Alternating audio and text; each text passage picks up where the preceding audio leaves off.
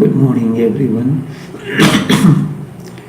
We are coming to you live via YouTube streaming, via Facebook streaming, and also via Skype online.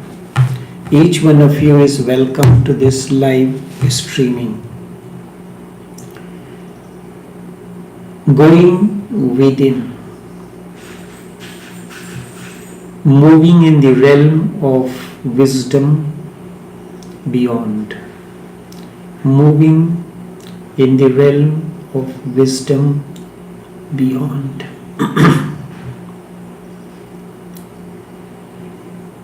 By Avalokita means one who is a Buddha, who has nothing. There is nothing that can hold him on to this shore. He stays here out of his own free will. I have mentioned this anecdote about Ramakrishna Paramahansa several times. After enlightenment, or attaining to the flowering, each awakened one tries to create some anchors for him so that the boat cannot sail on its own. He stays on this shore as long as he wants. As long as he wants. When you want to keep the boat on the shore, you put the anchors on, the boat does not drift with the waves. It stays on the shore until the boatman removes the anchor knowingly. Now the boat has to sail on the business or whatsoever it is.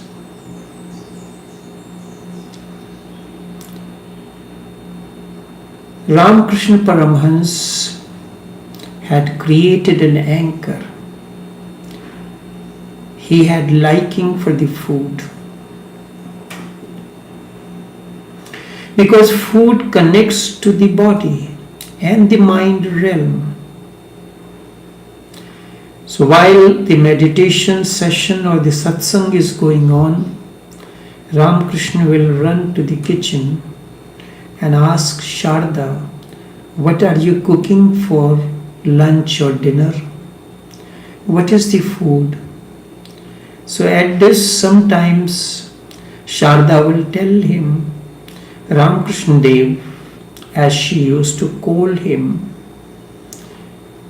why are you so anxious about the food? The meditation session is going on. The disciples are sitting in meditation with eyes closed, and you skip from there to come to inquire about the food. These disciples feel embarrassed also, but you do not understand this.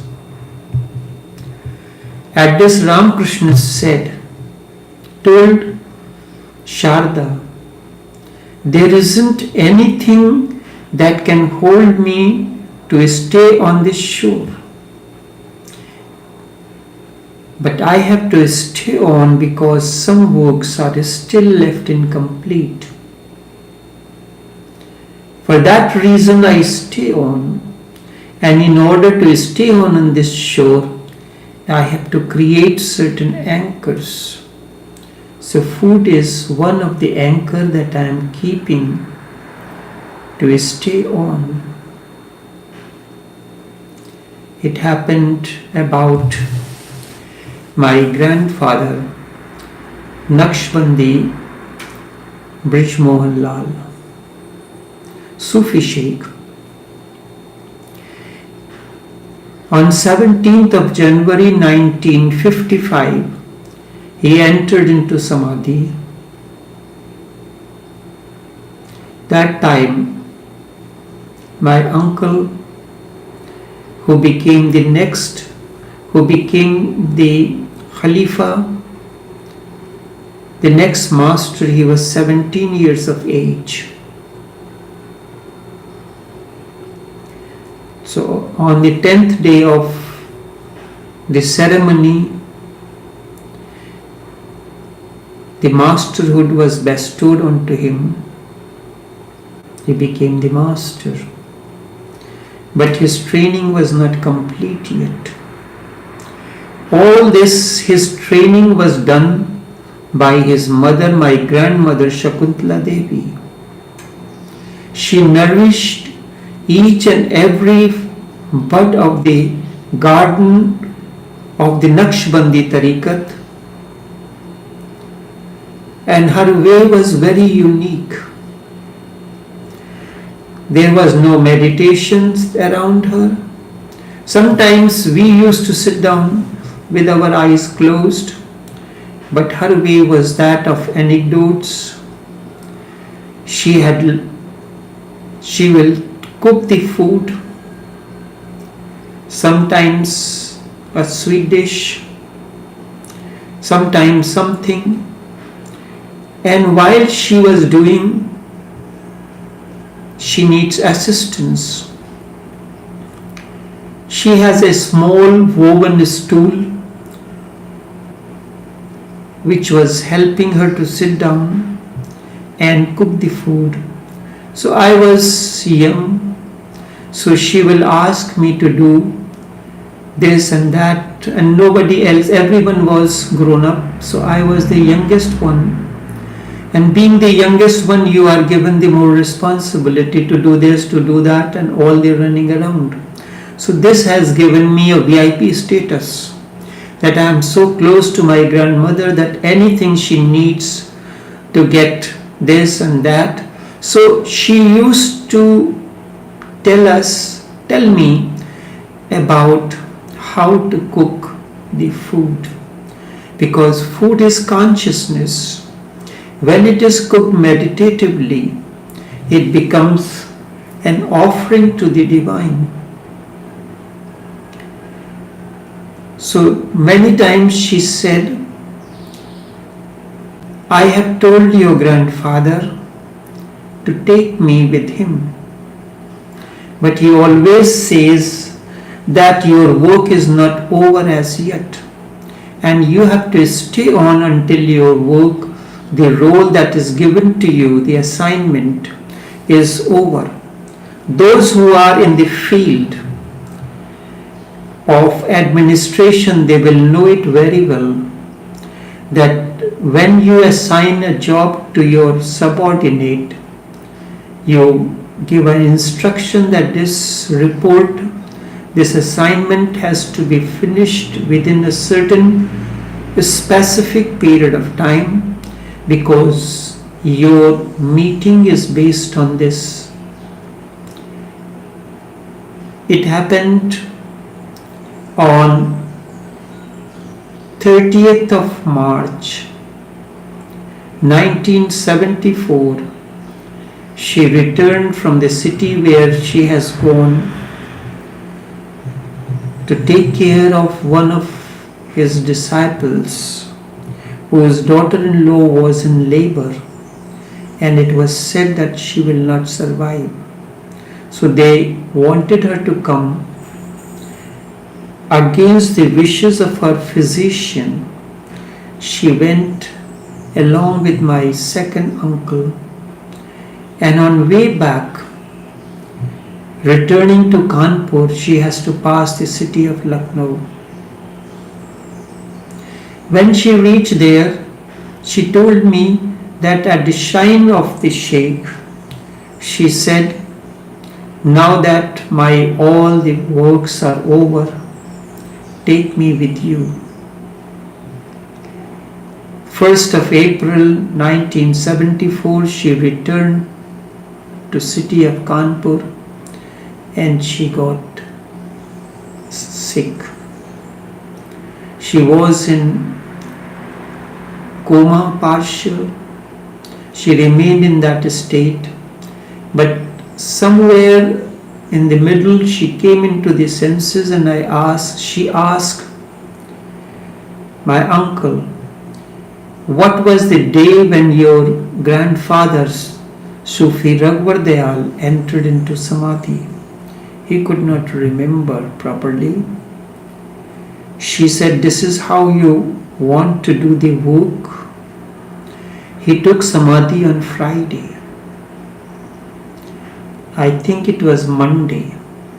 She waited until Friday midday to enter into Samadhi.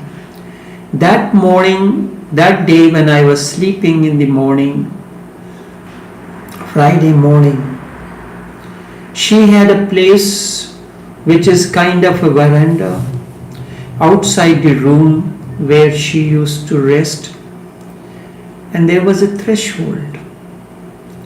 So during the winter, the entrance to that veranda was covered with the thick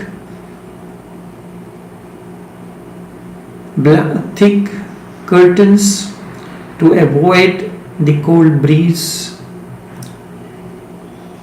So I saw the grandfather coming in, and she told her, addressing her, you used to say to take you with me. Now that I have come to take with you, I knew her time has come. She has chosen it. So when an individual attains to awakening, he has no need to stay on to the world, stay in this realm of body and mind, but he has to continue to stay. But then he enters into the realm of wisdom which is beyond. So it goes on, what did Avalokita, or the person who has attained to awakening while moving in this realm, what did he say? So he beheld but 5 heaps, and saw that in their own being they were empty. When you look from that point of view, for example, I was just telling you that I salute the Buddha within you. That is one vision from the beyond, that I see you as a potential Buddha. You have a liking for planting flowers and garden. You go to the nursery to buy the plants. By looking at the plants, you know this is a rose plant, this is marigold, this is chrysanthemum, this is orchid. That much only you can know. But what color will this rose be? If there is no indication, you ask the employee of the nursery, he can tell you. So he is like the Buddha who sees that this seed or this plant will bear salmon color rose or pink rose or purple rose. In the same way, when you have attained to that state, you can see that every seed is a flower. To you as such, seed is seed and flower is flower and bud is bud. These are the stages. Everyone is a potential seed. Every potential seed is a flower indeed. This is one vision from the beyond, that the awakened one sees you as potential wisdom and potential Buddha. And another vision is just that I see you as empty shells. What do you think?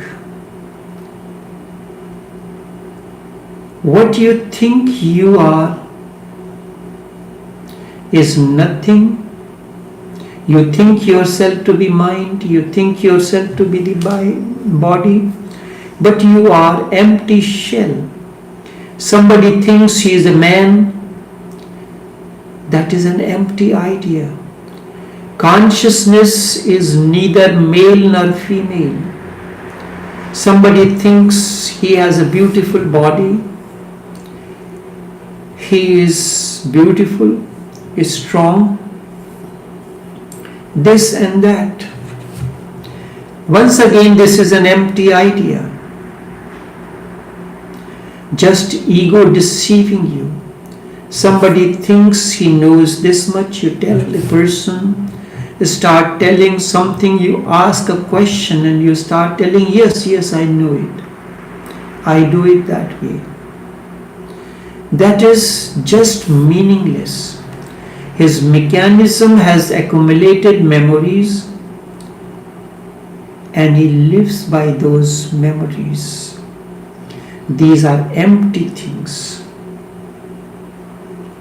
So when seen from that realm of the beyond, the transcendental, on one side I see you as a budding Buddha, and from the other side, when I look at you, I see you as empty shells. Empty shells. This is what he beheld, what 5 heaps. He saw their own beings. They were empty. Buddha has said that man consists of 5 elements. These are known in the Buddhist terminology as skandha, which are empty. And because of the combination of the 5, a byproduct arises, and that byproduct is ego.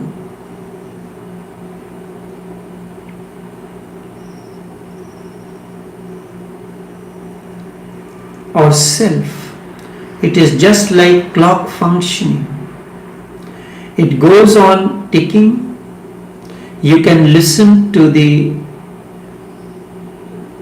sound of the moving of the clock.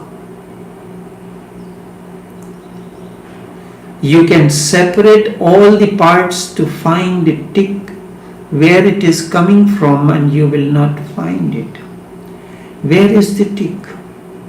You will not find it anywhere, because it is the byproduct of 5 elements. It is just a combination of a few things. When these few things are functioning together, the sound was being created. The 5 elements of 5 skandha. That is what your I is.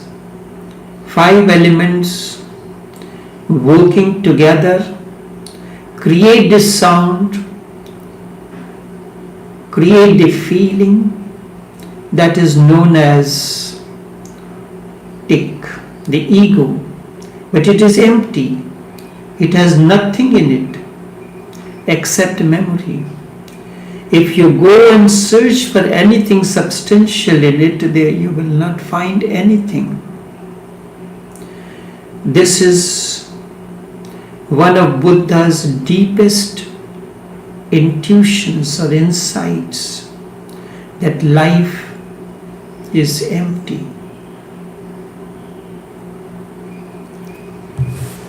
Life is empty. This is one of Buddha's deepest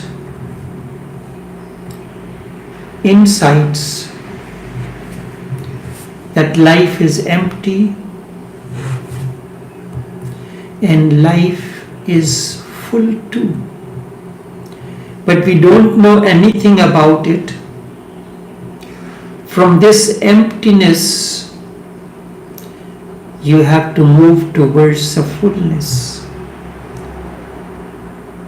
And that fullness you cannot conceive at the moment, because that fullness from this state where you are looks empty. From that state your fullness looks empty. A king looks like a beggar, a man of knowledge. A knowledgeable man looks ignorant. Let me tell you a small story. A certain holy man accepted someone as a disciple and said to him, it would be a good thing if you try to write down all you understand about the religious life and what has brought you into it. The first assignment that the master gave it to the disciple, that it would be good if you write down what you understand about the religious life and what really brought you into it. The disciple went away and began to write. Time flowed on. 1 year passed. After that, he came back to the master and said, I have worked very hard on this, and though it is far from complete, it is still incomplete. These are the main reasons for my struggle. The master read the work, which was many thousands of words, and then said to the young man, it is admirably reasoned and clearly stated, but it is somewhat too long. It is admirably reasoned and clearly stated. You have clearly stated the point, but it is too long. Try to shorten it a little. So the novice went back, and after 5 years he came back with mere 100 pages. The master smiled, and after he had read it, he said, now you are truly approaching the crux of the matter, the heart of the matter. From so many thousand pages, it took you 5 years to really understand and precise it. The master said, your thoughts have clarity and strength, but still it is too long. Try to condense it, my son. Still it needs to be condensed because it is still too long. The novice went away sadly, for he had labored hard to reach the essence. But after 10 years he came back, and bowing low before the master, offered him just 5 pages and said, This is the kernel of my faith and core of my life, and I seek your blessings for having brought me to it.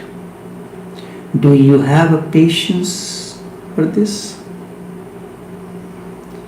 1 year first, then 5 years, then 10 years. You come here and you want to get everything in 1 year's time. You want to maintain your ego, do whatever you want to do the way you want to do, and yet still you complain that you have stayed with the Master and nothing has happened to you. Yes, indeed, the company in that state, when ego functions the most, the company, the presence of the Master will be a prison for you, as if you are living in a living prison. The novice went away sadly. He had labored hard to reach the essence, but after 10 years he came back and he bowed lowly. The first state he did not do that. Second time he did not. The third time when he came, he bowed low before the Master, offering him just 5 pages and said, "This is the kernel of my faith, the core of my life, and I ask for your blessings for having brought me to it.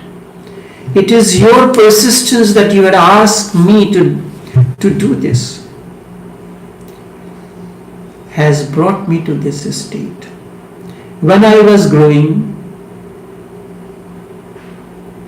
my uncle told me to write the important events of the day in a diary. I will write it and then give it to him, the diary. But I noticed that there, while I gave him the diary to read, he never instructed me anything, what to do. And he did not take long to read all that I wrote, maybe 2 pages or 3 pages on a daily basis. So 2 pages means 14-15 pages for the week. In a few seconds he will scan through and give it to me back. Used to wonder what he does.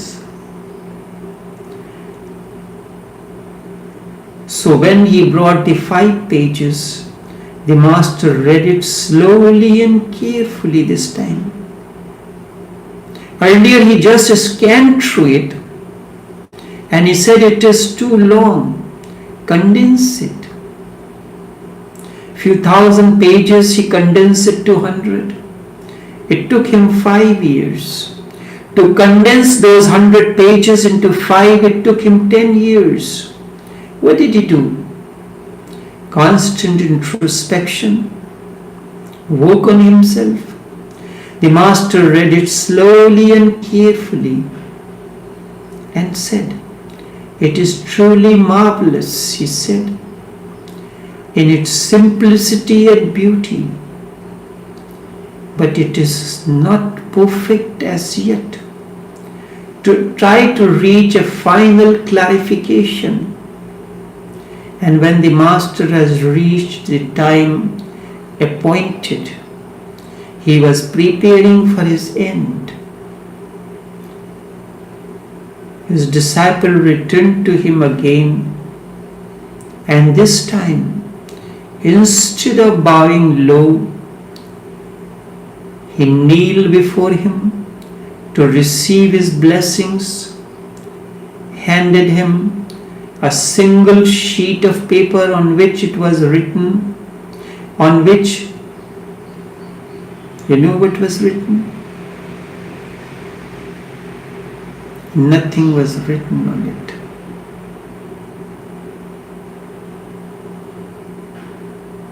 Your innerness is empty.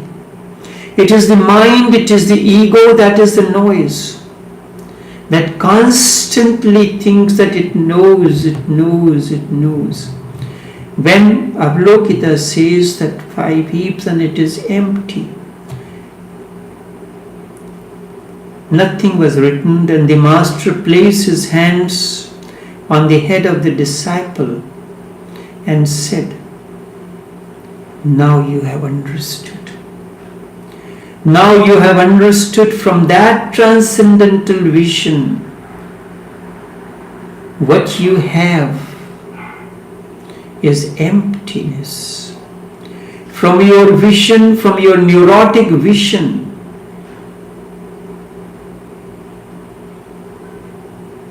you cannot see this. From that transcendental vision, what you have is empty. From your vision, your neurotic vision, what I have is empty. Buddha looks empty because he has no mind. Buddha looks empty, just pure emptiness to you. Because you are full of ideas, full of cleanness, because of your possessiveness about things, Buddha looks empty. Buddha is full. That is where it is empty and it is full together. You are empty and his vision is absolute. The vision of an awakened one is absolute and your vision is relative. The sutra says, Avalokita, the holy Lord and Bodhisattva, was moving in the deep course of the wisdom which has gone beyond. He looks down from that realm. He beheld with 5 heaps and saw their own beings were empty. What is this emptiness? We'll continue in the next session. What is this shunya? The emptiness. The whole emphasis of the Master is to bring you to this state of emptiness. And that is what he did. To write his essence, he took 1 year. To condense it, it took him 5 years. To further condense it, it took him 10 years when he brought the paper from 1000 to 100, 100 to 5, and then 5 to an empty page.